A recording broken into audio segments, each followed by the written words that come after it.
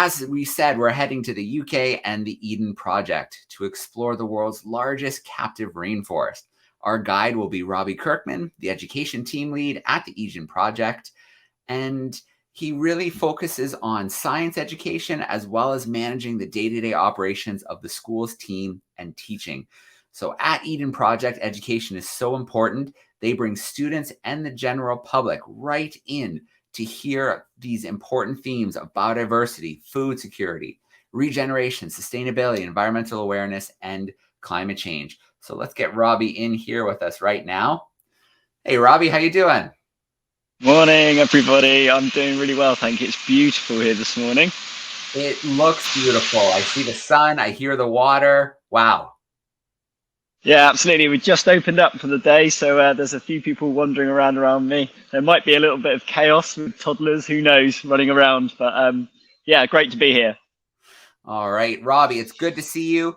Let's get into it. Take us around. Bring us into Eden. Yeah, this is great. It is so awesome to be connecting with you today. Brilliant. Okay. Well, yeah, so I'm Robbie. Welcome to Eden Project here in Cornwall, Eden Project Cornwall, UK. As Joe said, we are live in the rainforest biome here. So we're hoping for good connectivity. We'll just see how it goes, but all things are looking really positive. So yeah, the largest rainforest in captivity on Earth. And the plan really for our session today is to just tell you a little bit about Eden Project, a bit about the background, the purpose of Eden, a bit about how we built it and the story, and then just trying to go for a little bit of a wander around and see what we can find. So see what plants we can find and what nice stories we can tell about those plants. So just a kind of taster, really, but really happy to be here and showcase the beautiful biodiversity.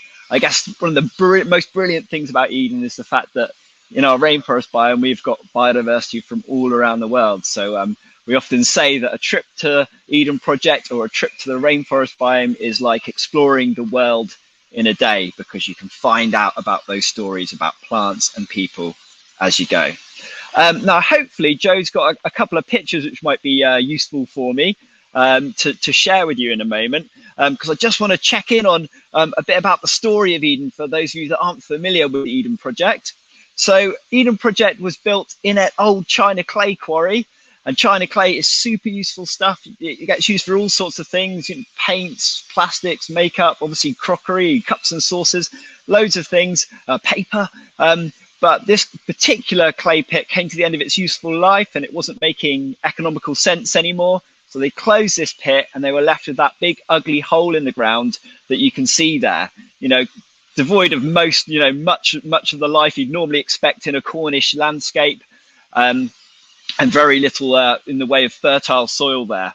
But there's a chap called Tim Smith, who's our founder, who saw this place, and in the 90s, he had an idea that he could use it to tell stories about plants and people and to highlight those connections. And so he managed to persuade enough people of his crazy ideas, and they set about building the world's largest greenhouses. So they took that big, gravelly, sandy hole in the ground and slowly, over a course of a couple of years, transformed it into Eden Project, which is really a living theatre of plants and people from around the world. We have over 30 acres here, so it's a big old site. We have our enormous tropical rainforest biome, which is completely awe-inspiring. We have a Mediterranean biome, which you can see in the foreground of the picture there, which is smaller than our rainforest, but equally as beautiful and enchanting. And it's one of my favourite places to go in the mornings, just to wander through there before any visitors get here. And it just makes you feel like you're in a different world.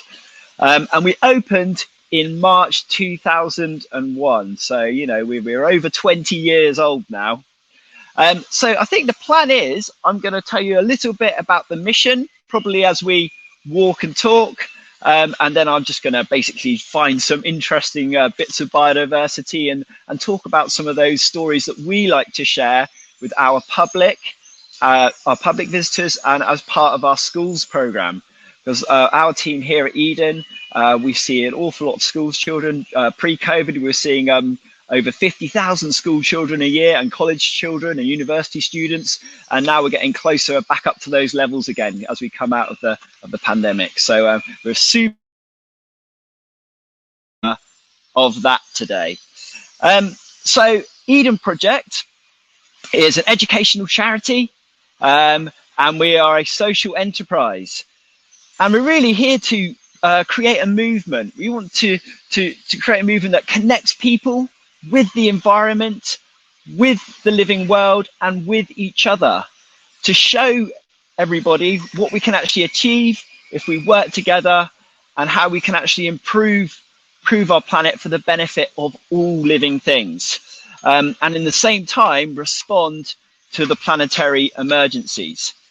And so we spend a lot of our time communicating about things like climate change and biodiversity, and just highlighting the importance and the dependency of people on the natural world and on plants.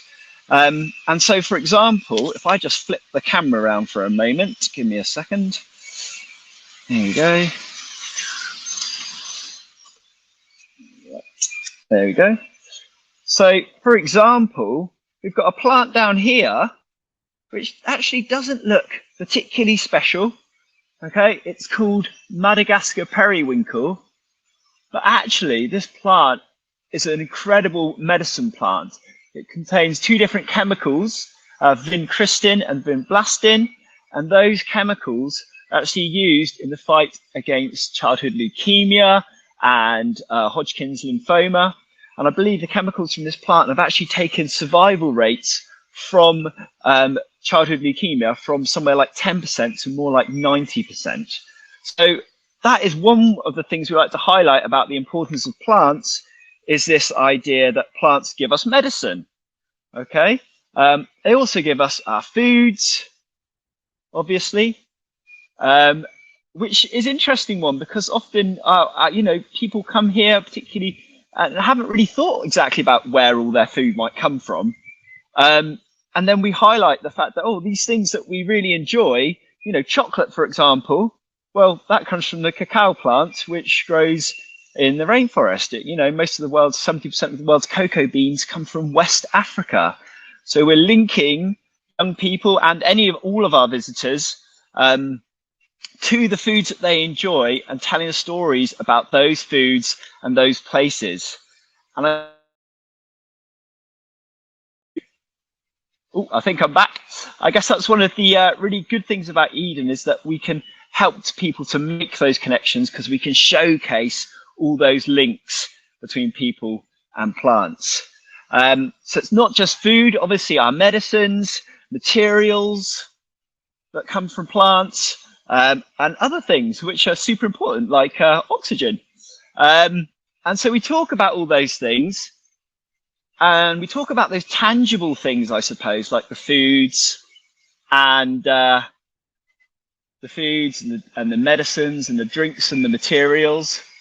But we also about those more intangible things that we often forget about, which is why it was great that you guys a moment ago were talking about those ecosystem services. So we talk about how, those things that the other things that nature does for us, that we often forget about because maybe we're not asked to pay for them in shops. The fact that the rainforest regulates weather systems, and there's a massive help when it comes to dealing with climate change and things like that. So the other ecosystem services that forests and nature and plants give us, that maybe sometimes slip under the radar because they're not quite as obvious or quite as tangible. So I'm just cruising up. I've been in kind of the tropical islands, and I'm actually sort of in the Seychelles at the moment, actually. And we have the Coco de Mer in front of me here, looking absolutely magnificent with its giant corrugated leaves. So we often talk about the Coco de Mer with our visitors, with our young people as well. It is famous because it produces the largest seed in the world. But also there's a conservation story there, because it produces the largest seed in the world. it's a valuable seed, and the seed basically looks like a giant bum. And so because of that, it's often stolen from the wild and sometimes cut in half to make fruit bowls and things like that. And so the coco de mer, which grows in the Seychelles, is actually at risk because of the fact that its seeds have been stolen from the wild. And there is actually a conservation program, I believe, in the Seychelles currently, whereby the government is giving people coco de mer seeds to grow in their gardens to try and increase the populations again. Okay. Cool. So, got to show you this Bismarck palm. I love it. It's massive. Wrong way. Whoa. So with our young people here at Eden, in some of our workshops for children, we talk about plants for food, plants for medicine, plants for shelter. We talk about plants that they need for survival, imagining that they were in the rainforest trying to survive, and they look for particular plants that might help them, those really important food plants, or those plants with really amazing leaves that they might use for building shelters or roofs of shelters and things like that. They also look out for those important medicine plants. So a lot of our education work here at Eden Project, which is the main for schools and colleges and universities, is really narrative led. So we use stories an awful lot as hooks to pull our learners into the stories about the plants, and we create challenges for those students based around those plants and those stories, and then they go off around the site and into our rainforest biome, for example, in order to actually complete those challenges, find out about those plant stories, and then share those stories with each other when they get back. All the while making those connections between themselves, other people, other places in the world, and realizing that really, it doesn't matter where you live on Earth. This is a beautiful banyan tree here. Where you live on the Earth, we're all connected to rainforests. We're all using products that come from rainforests and materials and foods. And, even if you're thousands of miles from a rainforest, rainforests are regulating our climate. Okay, and other systems that support us. So this banyan tree, I believe there's about 400. I think I lost you then. 400 different varieties of fig tree. Banyan tree is a type of fig tree. And one of the reasons I love them is because of these aerial roots, which are a great adaptation, which we like to highlight, coming down from these branches and all the way back into the ground to support the tree from underneath. Okay. Cool. So we're headed around our Malaysian house at the moment. So this house is in the middle of our biome, and really it's here to show people what in very rural parts of Southeast Asia, perhaps, what some of people's homes and gardens might look like, with the sorts of things that they might grow around them. I've just seen the clock vine. I think I get distracted by plants in here all the time. So I'm going to show you the clock vine. Check this one out. Absolutely beautiful. So the clock vine you've obviously got these beautifully coloured flowers, but it's actually pollinated by sunbirds and hummingbirds, and obviously at the same time as they collect the nectar, they're pollinating them. And so we talk about those ideas a lot. We talk about the idea of interdependence, relationships between plants and plants and animals in the forest, those symbiotic mutualistic relationships. And we try and parallel those kinds of ideas with actually, how could humans also work together? I think I lost you then. Yeah, so how could humans also work better together to build the kind of future that we want to live in, a bright, beautiful future? Here we've got papaya. We've got lots of papaya growing in our rainforest. I think because the British birds get in here and they eat the fruits and the seeds. and then they poop the seeds out, and then papaya keeps cropping up everywhere, I believe. Yeah, I mean, it's a nice place to be if you're a British bird coming into our rainforest in the winter. So in terms of other wildlife that we've got in here, we have got rurals, which is like a ground-dwelling partridge from Malaysia, white tree frogs, geckos, and the reason for those really is for biocontrol. So they spend their time, they're just free to roam, and as they roam, obviously they help mop up those pests, and that helps us to keep the plants looking much better for our visitors. So we have a kind of integrated pest management procedure here at Eden. This is the jade vine, absolutely beautiful. So the petals on the jade vine here, they basically act. They're pollinated by bats, and bats use their echolocation to find the jade vine. And because the flowers of the jade vine have got such a unique shape, they basically act as acoustic beacons in the night, and the bat can locate them because they produce such an interesting, different sound echo. It can find the nectar from its favorite flower really easily. And obviously, in turn, the flower gets pollinated.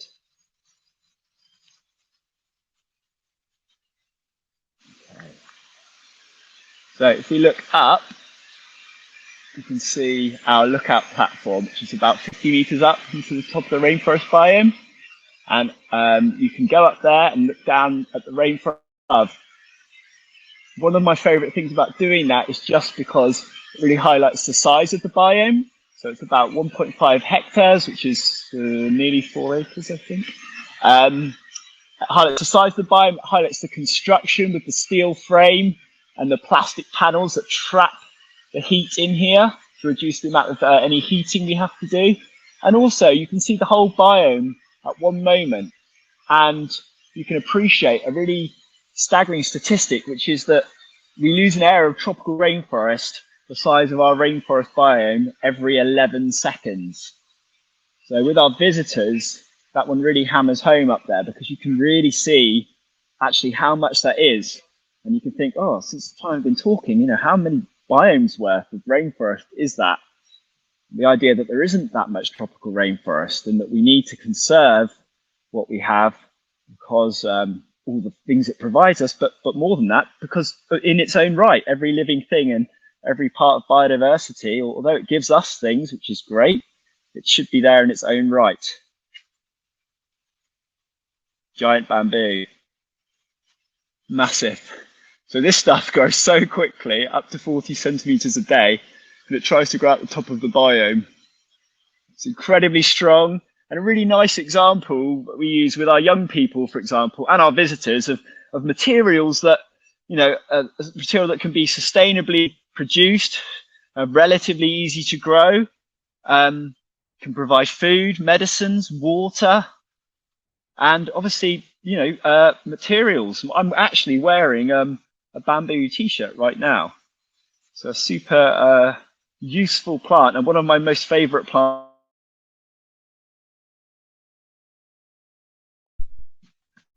Oh, I think I lost you for a second there. Okay, I'm back. Cool. So one of the other things that's worth saying is that we use lots of artwork here at Eden Project to tell stories, because artwork connects with lots of different people from lots of backgrounds, and people come here, they learn about the artwork, they find out the stories about the artwork, and the artwork links to the plants. So in doing so, they again make those connections. So really, it's all about helping people and all of us to understand how beautiful, amazing, awesome nature is, so that, you know, we reconnect with nature, because we can't love what we don't know, and if we don't love it, then why would we look after it? So it's about reconnecting with nature, showing people the importance, the value of nature. And then also the idea that, you know, highlighting that we have problems, you know, we have challenges with our climate, with our biodiversity, but helping people navigate the path through those challenges that makes sense and gives them hope. and agency and empowerment.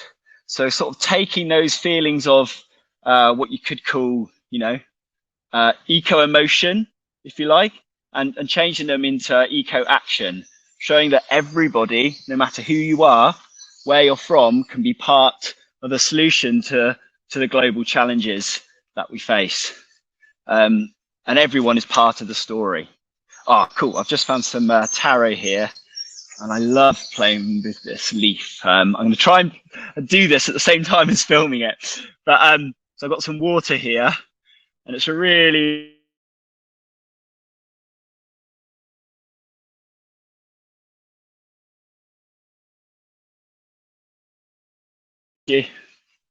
Oh, I think I'm back. Hopefully you can see there that as the water lands on the leaf, it simply runs off. The leaf is extremely hydrophobic. It's almost a bit like the surface of your tongue if you zoomed in on it with a microscope. And it's also waxy. And so the water doesn't really touch the leaf properly. It just moves around on the leaf and eventually falls off the leaf. And the leaf is bone dry still. So an important adaptation for plants in the rainforest that need to shed water. They don't want to go moldy. They don't want algae growing all over them, which will obviously block out the light for photosynthesis. So one way around that is to make sure that water basically can't stick to your leaf. And if you like Coca-Cola, this is the cola tree. Doesn't have any nuts on it at the moment. But originally the caffeine used in Coca-Cola came from this cola tree here. Well, not necessarily this one, obviously this species of tree. I think I'm just going to have a quick look at the oil nut tree, one of our larger trees here in the rainforest. But interestingly, I think our oil nut tree is about 20, maybe 25 meters tall. So with the young people that come here and the adults and anyone, you can say, okay, so imagine, we found trees in tropical rainforest in Malaysia that are over 100 meters tall. So imagine a tree, imagine a tree 4 times the size of this one. And we can kind of think about those trees as being sorry, I've lost you then again. I'm okay. I'm back. Obviously we think about the processes that happen in the plants and transpiration and photosynthesis and everything else. But also more simply, we can think of them as pathways that link the chemistry of the soil with what's happening in the sky, sucking up water, and then that water leaves the leaves through transpiration into the sky, producing massive clouds which reflect sunlight and act as an air conditioning system for the earth, and at the same time drawing carbon down from the atmosphere into the soil and sharing that carbon, those sugars, with microscopic mycorrhizal fungal networks, which are super important for the health of the forest. So we talk about those unseen, kind of invisible worlds of our plants and what's actually going on there, and trying to give people the kind of big picture of how some of these systems link together and link to us as well, because obviously we're part of the carbon cycle, a massive part of this carbon cycle. It's a cycle we have massively influenced since the Industrial Revolution, and plants and every other living thing is part of that cycle. Okay. Cool. So I am cruising up towards our aerial walkway. So hopefully in the distance there, you can see a network of bridges.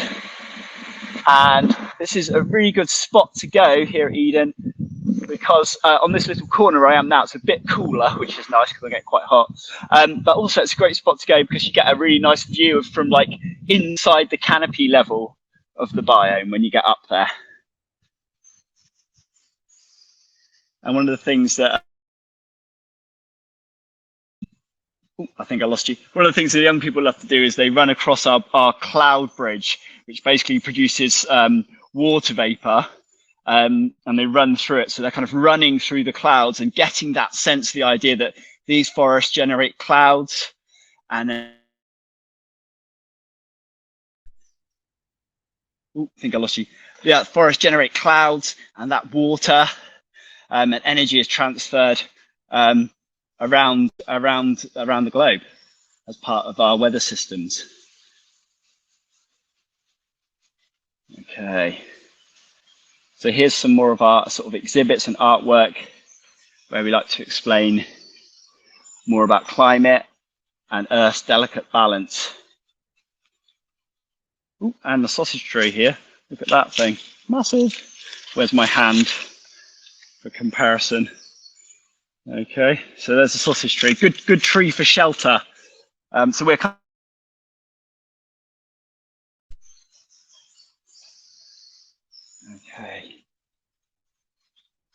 So we hopefully arrive in a moment on the top of our biodiversity platform and give you a view out across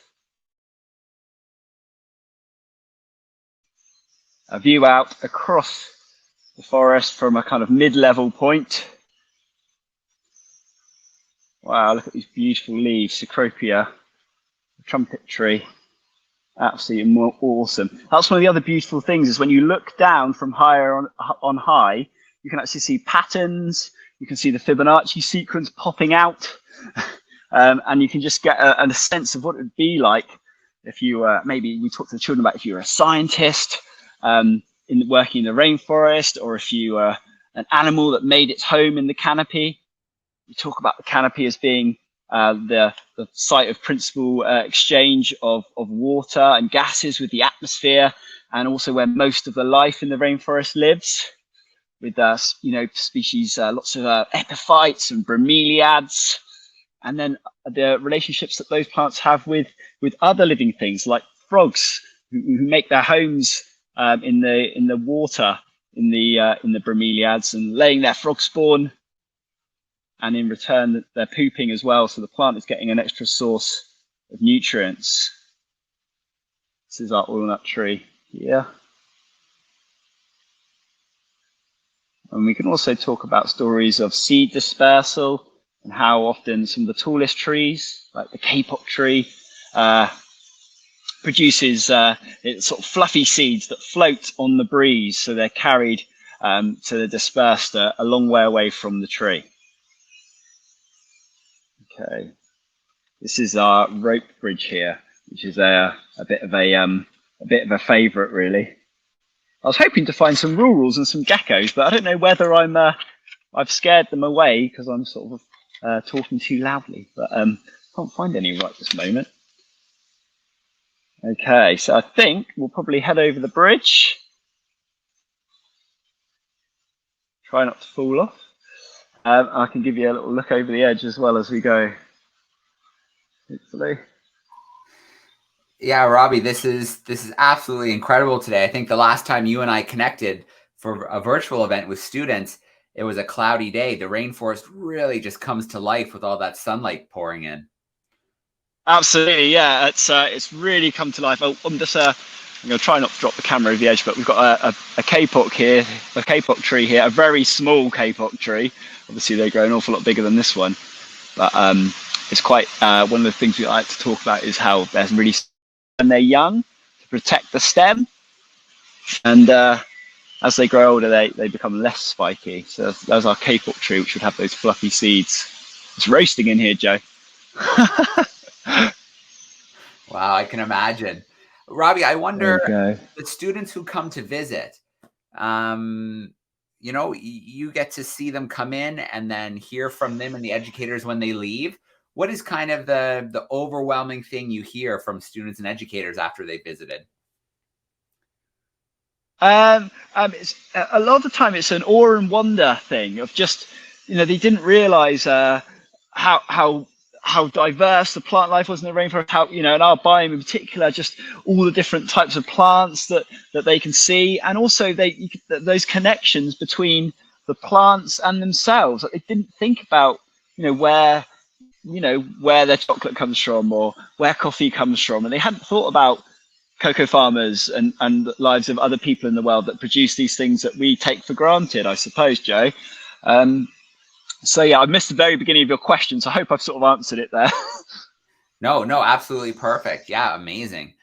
And I can only imagine someone's commenting here on the amount of work it must take, to upkeep this place and ensure the plants are healthy. And it's just an incredible amount of work to bring this biodiversity to life. Absolutely. I mean, we have a fantastic team of horticulturists here at Eden who work incredibly hard, and they are not a big team actually, but they are so hardworking, and they all have different areas of the site and different areas of the biomes that they primarily are responsible for, and then they work together on bigger jobs. But yeah, it takes an awful lot of work, and it's a hot, steamy environment to spend all their time.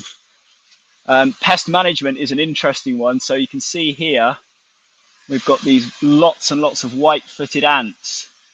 And the white-footed ants are a bit of a double-edged sword because they're really important ants in the ecosystem here, well, in real ecosystems, but also at Eden, and they help with soil formation and breaking down leaf litter and so on. But they also farm the pests like the aphids and the mealybugs and the scale insects, because they farm them so they can collect their honeydew. And that causes a problem because those are the things that attack the plants. So sometimes when a certain plant's not looking very well, it's not necessarily really a problem with the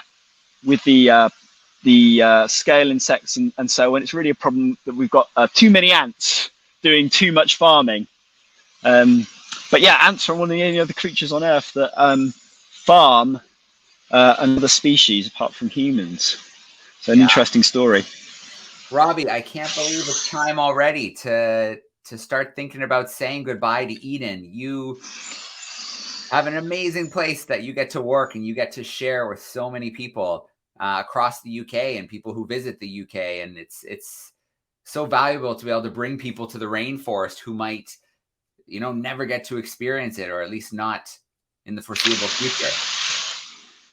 Yeah, absolutely. And that's what it's all about. We want to share these stories, make people feel part of these stories, and bring together that idea that we are one global community and we've got shared challenges that we can definitely overcome.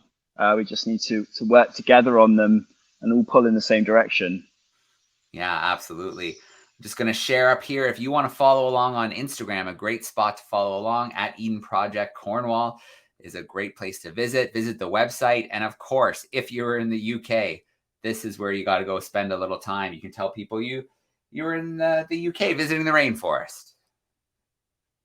Absolutely. Yeah, we'd love to have you. I think this summer's set up to be absolutely beautiful. The rainforest is looking amazing. And yeah, we're looking forward to having a busy summer with lots of visitors and sharing lots of stories about plants and biodiversity.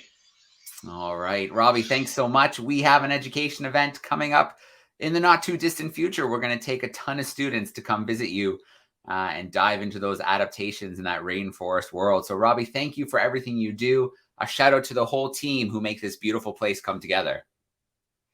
Yeah, absolutely. Thank you so much. Yeah, they are a fantastic team. And that's one of the best things about Eden is the people that make it happen. All right, Robbie, we will let you get to your day in that sunshine. And I look forward to connecting again soon. Thanks for taking us on our first virtual field trip of the day. Excellent. Thanks very much, Joe. Thanks, everybody. Bye.